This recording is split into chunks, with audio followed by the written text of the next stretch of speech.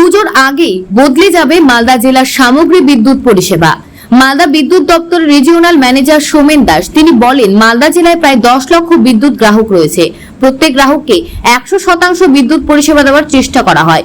তবে পরিকাঠামোর অভাবের ফলে বেশ কিছু ক্ষেত্রে পরিষেবা ব্যাহত হয়। মূলত মালদার মানিকচক ব্লকের গ্রাহকের দীর্ঘদিন ধরে সমস্যার সম্মুখীন। তাই পুজোতেই মানিকচক ব্লকের 132 কেবি নতুন সাবস্টেশন চালু করা হচ্ছে। পাশাপাশি জেলাতে আরো 10টি সাবস্টেশন তৈরির প্রস্তাব করা হয়েছে। শুধু তাই নয়, যে কোনো দুর্যোগ অর্থাৎ মূলত ঝড় বৃষ্টি হলে বিদ্যুৎ পরিষেবা ব্যাহত হয়, প্রাণহানিও ঘটে। আগামীতে যে কোনো দুর্যোগে বিদ্যুৎ পরিষেবা ব্যাহত হবে না এমন দাবি জানিয়ে সোমেন বাবু বলেন, জেলা জুড়ে 10,000 কিলোমিটার বিদ্যুৎ সরবরাহের জন্য তার রয়েছে, যা পরিবর্তন করা হবে। প্রায় 7,000 কিলোমিটারের মতন ফাইবার অপটিক কেবল বসানোর কাজ শুরু হয়েছে, যা দ্রুততার সঙ্গে করার চেষ্টা চলছে। এর ফলে দুর্ঘটনা যেমন কমবে, তেমন বিদ্যুৎ পরিষেবা উন্নতি হবে। পুজোর আগে মাল আচ্ছা, সেটা আমরা তো একটা এলটিএবি কেবিলের একটা কাজ, যেটা আমরা পাওয়ার ইন্টারাপশন কমে যাবে এবং অ্যাক্সিডেন্ট কমে যাবে, সেই কাজটা অনেকটা নিয়ে যেতে চাইছি। সেকেন্ড হচ্ছে আমরা কিছু কিছু ছোট ছোট সার্কিটের ডেভেলপমেন্ট করে লোকালি যাতে ভোল্টেজ প্রোফাইলটাকে ভালো রাখা যায়, সেটার একটা সার্কিট নিয়ে যেতে চাইছি। থার্ড, আমাদের মানিকচক 132/11 কি সাবস্টেশনের একটা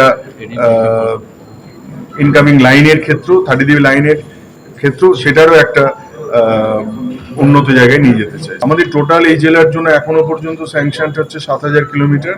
সেক্ষেত্রে অলরেডি আমরা প্রায় 200 থেকে 400 কিলোমিটার প্রায় হয়ে গেছে। বাকি পুজোর আগেও আমাদের একটা ভালো প্রোগ্রাম রয়েছে, আমরা প্রায় নিয়ে যেতে অনেকটাই নিয়ে যাবো, এটা চেষ্টা করছি। এলটিভি কেবিলের প্রথম সুবিধা হচ্ছে যে আপনি পাওয়ার সিস্টেমটা বেশ আনইন্টারাপ্টেড পাওয়ার সিস্টেম পাবেন, অর্থাৎ গাছের জন্য যে ঝামেলাটা সেটা থেকে রেহাই পাবেন।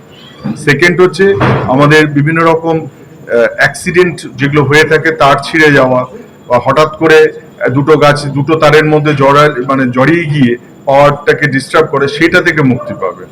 থার্ড হচ্ছে যে একটা খুব কভার্ড কেবিল, যে কোনো বার্ড ফল্ট বা আদার্স আমাদের বিভিন্ন রকম কেবিলের লস হয়ে থাকে, তারের লস যেগুলো হয়, ক্ষতি হয়, সেটাও আমাদের টেকনিক্যাল লসটা অনেকটা কমে যায়। এইটা হচ্ছে ডাইরেক্ট ইম্প্যাক্ট। তবে আমরা আগে পুরোটা একটা জায়গায় নিয়ে যাই, তখন আমরা সেই লস ক্যালকুলেশনগুলো আমাদের হবে, কারণ এখনো এইগুলো আমাদের একটা আছে, কতটা আমরা লস থেকে রেহাই পাবো। ইন্টারনেট আমাদের প্রায় 10খানা। এটা সাবস্টেশন ধরুন একটা, আমরা যত হাই ভোল্টেজ ডিস্ট্রিবিউশন সিস্টেম আমরা বলি, অর্থাৎ আমরা যেহেতু খুব জিওগ্রাফিক্যালি ডিসপার্সড, আমরা এখানে খুব স্ক্যাটার্ড ওয়েতে, আমাদের শহরটা বা আমাদের জেলাগুলো, ওয়েস্ট বেঙ্গল বলুন, আমাদের ইন্ডিয়ার নেচারটা একটু অন্যরকম। আমাদের এখানে কিছু বাড়ি আর একটা জায়গায়, তো সেই সমস্ত জায়গাগুলোতে লাইন লেন্থ আমাদের যত বাড়বে তত লস বাড়বে, ভোল্টেজ কমে যাবে। তো যত অ্যাপ্রোচেবল জায়গাতে আমরা কনজিউমারের কাছাকাছি জায়গায় পৌঁছতে পারবো, যত লেন্থ কমে আসবে, ভোল্টেজ প্রোফাইলটা তত ডেভেলপ করবে। তো সেই কারণে যত সাবস্টেশন এখানে হচ্ছে, আমরা কনজিউমারের স্ট্রেংথ বুঝে, লোড সেন্টারকে মাথায় রেখে সেই সাবস্টেশনগুলো প্রপোজ করা হচ্ছে, যাতে আমাদের 11 কেবি যে সমস্ত এইচটি লাইন, সেগুলোর লেন্থগুলো যাতে কমে আসে, 33 লাইনটা কমে আসে, তাহলে অটোমেটিক্যালি ভোল্টেজ প্রোফাইল ইমপ্রুভ করবে। দাবদাহ যেটা গেছে সেটা গোটা ইন্ডিয়াতে বা গোটা বিশ্বেই গেছে।